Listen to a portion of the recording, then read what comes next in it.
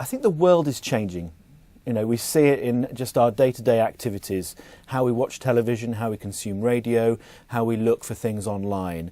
And if content is being delivered to the audiences in a different way, then the way we work has to change. I have been piloting this new Creating the Future thing on my show, which has actually been quite an interesting process. We've kind of been doing little chats before the show and then after the show, catching up on how the multimedia sort of platform is going on the show, how many tweets we've had, retweets, how many hits to the videos, to the website. So it's kind of, I think for the first time, properly looking at the show outside of the realms of radio. It's not just kind of a radio show, it's looking at all those other bits that will hopefully spread out our reach to lots of other people. We've got a board that we keep by our desks. Basically, the part of the piloting process, we've been given objectives for the show, those based on some deliverables, some key performance indicators and measurables that were charted on the board. So we've just started this process of using the board as part of our Friday show meetings, and I've kind of divided it very much in two, that we start the show meeting with the board, so going through the facts and the figures and going through everything that's needed for the pilot, and then taking everything that we've done there and then the findings and then going away and having a separate meeting, which is more of a sort of creative production meeting. So with something like Ben Howard, this is the amount of hits that his video got. It's actually 1.7 now, it's gone up. This was what we were aiming for, about 800,000.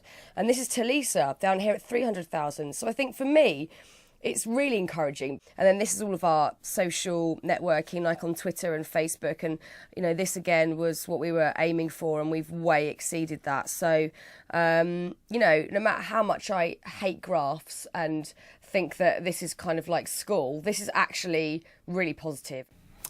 I think the first reaction I had when I was told about this project was one, if I'm being really honest with you, of being nervous.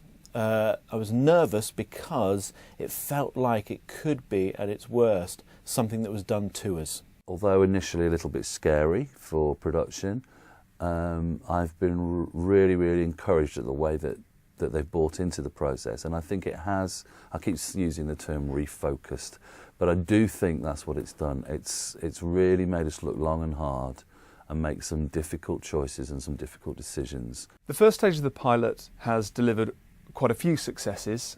There's obviously Fern Cotton's uplift in her social media engagement and the social media engagement uplift on many other programmes.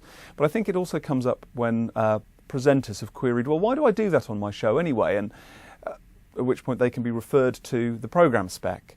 And rather than having a conversation that would normally have taken weeks and possibly not even been addressed at all and ended up leading to some sort of little compromise, behind-the-scenes compromise that damages the presenter's faith in the programme and the exec's faith in the producer and ultimately doesn't deliver for the audience, you're actually able to deal with those issues head-on. One of the turning points for me was comparing social media interaction before we introduced the best practice guidelines to afterwards, when 3 tweets during the show received 8 times reach and more interactions than they would have done before.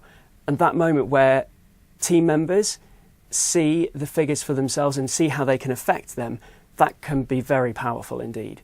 I think at the moment there's still quite a lot of mystique around the Inventing the Future process and also misunderstanding.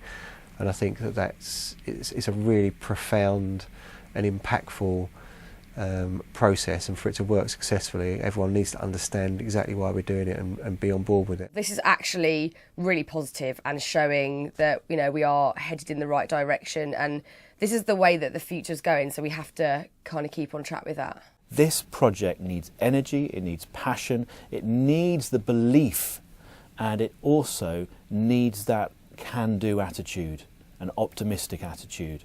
So give it to the best person you've got, take them off the thing that they're doing at the moment, and really show that you mean it when you stand at the front of the staff meeting and say, we've got this project that I'd like people to be involved with.